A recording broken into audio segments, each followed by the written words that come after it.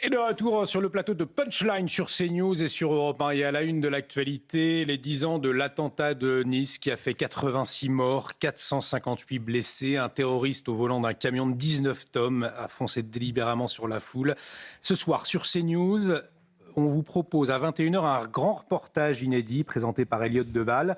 Alors que nous vivons 3 jours de commémoration qui sont prévus, qui ont commencé hier. Il y a une marche blanche, une cérémonie interreligieuse. Aujourd'hui, on a vu des images avant la cérémonie, demain en présence d'Emmanuel Macron. Un temps de mémoire collective qui nous rappelle que la douleur, eh bien, elle reste vive, que le temps n'efface rien et qu'il ne faut jamais oublier ces enfants tombés sous les roues de la haine islamiste. Nous accueillons Patrick Prigent. Patrick Prigent, il est rescapé de l'attentat du 14 juillet de Nice, président de l'association Life for Nice. Merci Patrick Prigent d'avoir accepté notre invitation ce soir dans Punchline sur CNews et Europe 1 pour témoigner peut-être pour démarrer ce soir du 14 juillet 2016. Vous étiez donc sur la promenade des Anglais pour fêter la fête nationale. Est-ce que vous pourriez nous raconter, si vous le souhaitez, bien évidemment, ce que vous avez vécu cette nuit-là ? Oui, bonsoir. Ce que j'ai vécu ce soir-là, c'était un magnifique feu d'artifice, de la joie, de la gaieté. J'étais à la garden party organisée par la ville de Nice avec 4 de mes copines. Et vers les 22h15 à peu près, à la fin du feu d'artifice, j'ai mon téléphone qui sonne et mon meilleur ami qui me dit de le rejoindre à une plage privée qui se trouve face au palais de la Méditerranée. Donc mes copines étant de nationalité étrangère, j'aurais demandé, c'est ma fête nationale, c'est moi qui y vais et donc vous me suivez. Et on a déambulé sur le trottoir, on a dansé, on est passé à côté d'une marchande de bonbons, on était dans la joie. J'avais 3 de mes copines qui marchaient un peu plus vite que moi et une à mes côtés. Et puis d'un seul coup, tout a basculé.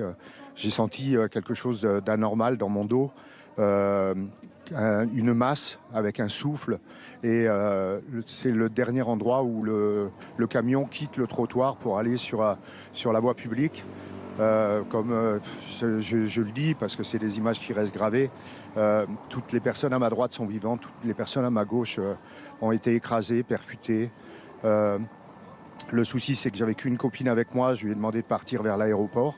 Et après, j'ai fait les recherches macabres dans les corps écrasés sur la voie publique pour essayer de retrouver un sac. Et après, je me suis dit, c'est pas des championnes olympiques non plus, donc... Ce qui est assez étonnant, c'est que ce soir-là, il y a une petite brise qui s'est levée, une petite pluie. Et donc, j'ai donné ma veste de costume à une de mes amies. Il y avait mon portable, les clés de maison, mon argent.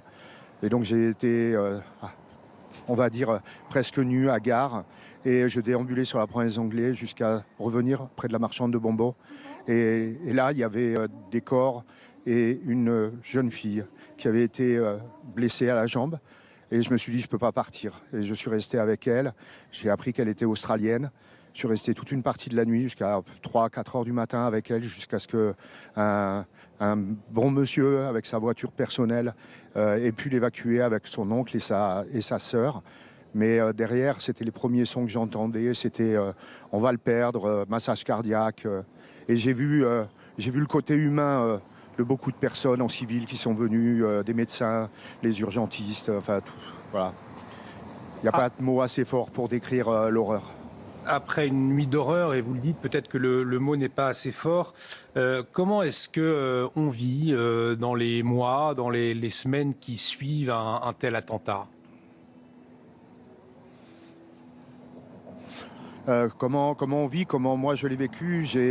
Comme j'avais pas mon portable et que mes copines avaient été enfermées dans un hangar d'une plage privée où le portable ne passant pas, mes enfants, ma fille habitait à Paris, mon fils habitait à Toulon. Donc ils sont restés toute une partie de la nuit jusqu'à ce que je retrouve mes copines. Ils sont restés sans de mes nouvelles. Ils savaient que j'étais sur le feu d'artifice, sur la promenade des Anglais. Le lendemain, alors c'est vrai que ça me faisait sourire un peu moins maintenant. Là, dès qu'il y avait une catastrophe, on disait une cellule psychologique a été mise en place et j'ai cherché une cellule psychologique dès le lendemain. Et puis j'avais pas l'habitude de consulter. Et pendant 1 an, j'avais la tête dans le guidon, j'ai travaillé. Puis un matin, vous n'arrivez pas à vous lever. Vous vous survivez. Comme je dis, extérieurement, tout est bien. J'ai été blessé psychologiquement, mais intérieurement, tout est détruit. Et malheureusement, on arrive à se demander pourquoi j'y suis pas resté. Et puis, dépression, tentative de suicide, hôpital psychiatrique pendant une vingtaine de jours. Et quand je me suis aperçu qu'en fin de compte, les patients autour de moi étaient beaucoup plus touchés, là, je me suis dit, il faut faire quelque chose. J'étais déjà dans le monde associatif avant, l'Armée du Salut, les Restos du Cœur, le Téléthon, enfin toutes ces choses-là, donner mon temps. Mais je me suis dit, je peux peut-être apporter quelque chose à d'autres victimes pour leur expliquer qu'on peut s'en sortir et qu'ils ne font pas qu'ils nous aient une deuxième fois. Patrick, aujourd'hui, nous sommes 10 ans avant, nous commémorons donc cette nuit d'horreur. Comment est-ce que vous allez aujourd'hui ? Comment je vais aujourd'hui déjà au jour d'hier, je suis très heureux, très fier que la mairie puisse porter le projet qui me tenait à cœur depuis que j'avais bataillé le 18 juin pour avoir la flamme olympique en 2024. J'avais ce projet dans la tête avec mon association. On a pu le concrétiser tout simplement parce que depuis 10 ans qu'il y avait les commémorations, depuis 9 ans, le public n'était pas trop investi. Il y avait l'œuvre mémorielle de Jean-Marie Fondacaro. C'était réservé aux victimes. Et là, de voir l'engouement que les Niçois, les touristes, enfin toutes les personnes qui ont bien voulu, je ne sais pas combien on était, mais un calcul, c'est à peu près 1500, 2000 personnes.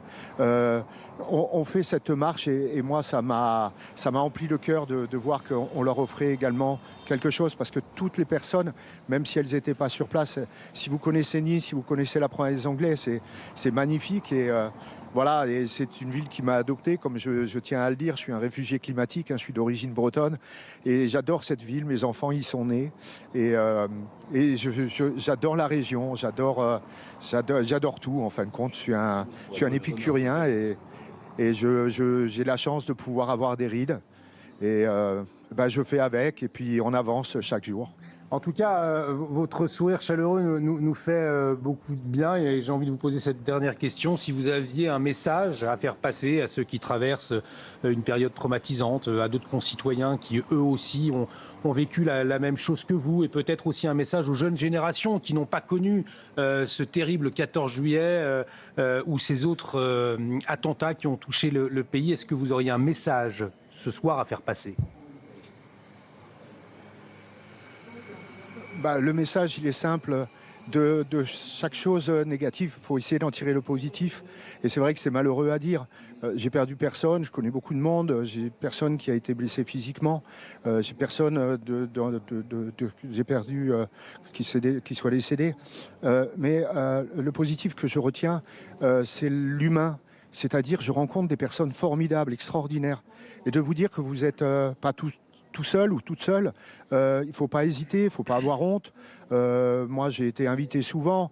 On a toujours peur d'être pris pour un déjeuner de cons. Et puis, on vous rappelle, on dit, on a fait passer le message comme quoi on va souhaiter plus jamais ça. Mais surtout, de dire aux personnes, essayez et allez à votre vitesse pour en sortir, parce qu'on peut en sortir. Jusqu'à quand, je ne sais pas, mais on peut en sortir. Merci beaucoup Patrick Prigent pour votre témoignage. Merci d'avoir accepté notre invitation. Ce soir, à l'occasion de la commémoration des attentats du 14 juillet 98 à Nice, témoignage très fort, Benjamin Camboulive.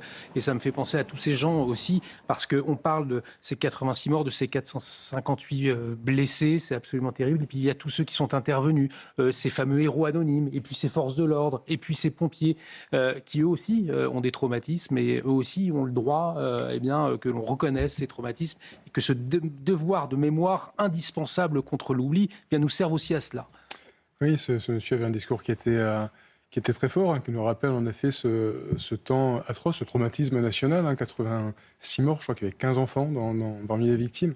Ce qu'on peut rappeler aussi, c'est que c'est entre autres ce drame qui a motivé l'entrée en vigueur du Code de la sécurité intérieure, pour venir élargir les conditions légales d'usage de l'arme par les policiers, par les gendarmes. Parce qu'en 2016, quand ça intervient, le seul cadre d'emploi des armes, le seul cadre légal, c'est le code pénal. C'est le droit commun, c'est la légitime défense de monsieur tout le monde. Et depuis 2017, donc, c'est élargi au cas du périple meurtrier, également pour tirer pour arrêter un véhicule dangereux. Donc, pour montrer que les choses avancent petit à petit, on s'adapte aux risques, légalement aussi, parce que le policier a besoin de ça, d'un cadre légal qui soit clair pour pouvoir intervenir. Maintenant, on va avoir également cette présomption d'usage légitime de l'arme pour les forces de sécurité intérieure. Donc voilà, ça avance. Ce qu'il faut vraiment souligner, c'est qu'on n'est pas en train de parler d'un permis de tuer, comme le disent les fils scientifiques primaires. Ce qui se passe, c'est que le policier, le gendarme, ils ont un devoir de protéger. Ce n'est pas un permis de tuer, c'est un devoir de protéger. Bon, je vous propose de revenir sur les faits, puisque je vous le disais, grand reportage ce soir à 21h, présenté par Elliot Deval sur CNews. On va regarder cet extrait, il est 22h30, 14 juillet 2016. Un terroriste au volant de 19 tonnes fonce délibérément sur la foule et en seulement quelques minutes, la fête bascule dans l'horreur. Regardez. Quelques minutes après la fin du feu d'artifice, il est 22h30 lorsqu'un camion de 19 tonnes s'engage sur la promenade des Anglais à hauteur de l'hôpital Lanval. Son chauffeur accélère et fonce délibérément sur la foule, renversant tous ceux qui se trouvent sur sa trajectoire. Stéphane et sa famille le croisent au début de son itinéraire. Nous, on était à Lanval, vraiment là où est parti le camion, en fait. On rentrait gentiment sur la prom. Et en fait, en voyant arriver le camion, naturellement, on se dit, je suis sur la route, il y a un camion, donc je retourne sur le trottoir. Donc on est remonté sur le trottoir et c'est là où le camion nous a fauchés.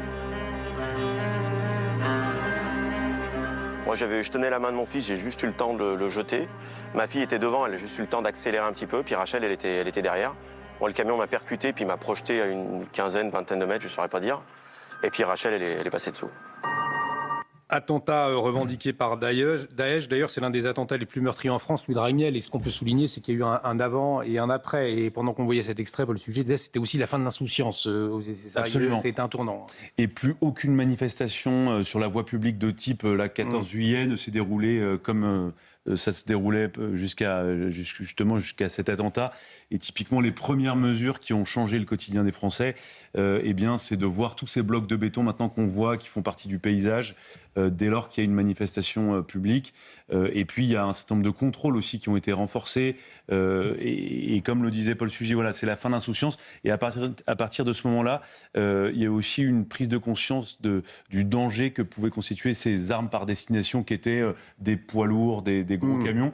Et ce qui est vrai, c'est qu'aujourd'hui, il n'y a pas un policier qui, à la veille d'un 14 juillet, qui fait des opérations de contrôle, qui n'a pas ça en tête dès lors qu'il va contrôler un camion. Il se dit, voilà, potentiellement, ça peut constituer un danger extrêmement important, alors que jusqu'à aujourd'hui, personne ne se disait, tiens, il y a un poids lourd qui est pas loin, il peut y avoir un attentat avec plus de 450 blessés et 86 morts. La fin de l'insouciance, Paul quelque chose Sugy, qui n'était pas dans le cerveau des gens. C'est un tournant comme le marché de Noël à Strasbourg aussi. Quand j'ai écouté le témoignage de la personne à qui vous avez donné la parole, qui nous a raconté donc, la façon dont il a vécu son 14 juillet 2016 à Nice, j'ai en tête le fait que dans l'histoire de France, on avait le souvenir des tragédies qu'on avait vécues par la présence des gueules cassées, qui était la permanence de blessures de guerre, en plus à l'époque pratiquement impossible à guérir complètement, à réparer, et qui manifestait la survivance d'un traumatisme. Et je crois que tous ces grands blessés psychologiques, on n'a pas toujours été blessés physiquement, on peut l'avoir été simplement psychologiquement, nous rappellent ce traumatisme et ce danger qui continue de rôder en permanence. Et on arrive au terme de Punchline sur CNews et sur Europe 1.